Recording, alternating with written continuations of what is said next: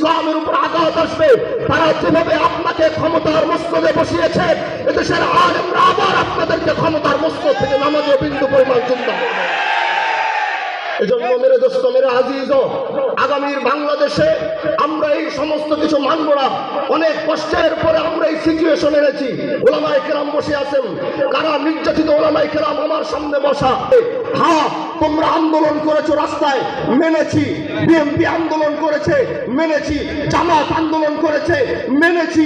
ছাত্ররা আন্দোলন করেছে, মেনেছি। কিন্তু আমরা মুসলমান, ভরসা আল্লাহর দিকে।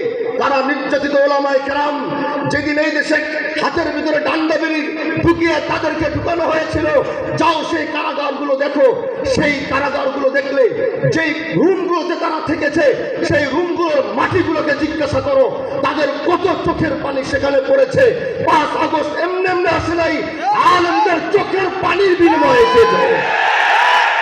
এজন্য আগামীর বাংলাদেশে স্পষ্ট বলে দিচ্ছি, আগামীর বাংলাদেশে হাজী শরিয়াতুল্লাহ বংশের 1 ফোঁটা রক্ত যদি আমাদের মধ্যে থাকে, আগামীর বাংলাদেশে ইসলাম বিরোধী কোনো কাজ যদি হবে, আগামীর বাংলাদেশের মুসলমান ইসলাম বিরোধী 1 চুল পরিমাণ কাজও মেনে নিবে না ইনশাআল্লাহ।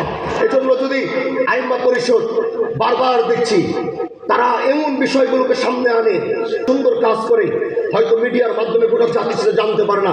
প্রত্যেকটা ইস্যুতে তারা যে ভূমিকা পালন করে, আল্লাহ পাকের কাছে দোয়া করি আইম্মা পরিষদের যারা দায়িত্বশীল আছে, এভাবেই আপনারা ইসলামের কাজ করে যাবেন, এভাবেই আল্লাহর দ্বীনের কাজ আপনারা করে যাবেন। আগামী আল্লাহ পাক যেন আমাদেরকে কাঁধে কাঁধ মিলিয়ে একত্রিত হয়ে, ওলামায়ে কেরাম স্পষ্ট বার্তা দিয়ে যাচ্ছি, এই বিষয়ে যদি সরকার মহোদয় না বুঝবে, ওলামায়ে কেরাম ঐক্যবদ্ধ হয়ে যদি আপনাদেরকে ডাক দিবে, তাহলে আমরা সেই ডাকের জন্য আমার জীবন, আমার মরণ, আমার জানটুকু দেওয়ার জন্য প্রস্তুত থাকবো তো ইনশাআল্লাহ। নাসরুম মিনাল্লাহি ওয়া ফাতহুন করিম ওয়া বাশশিরিল মুমিনিন।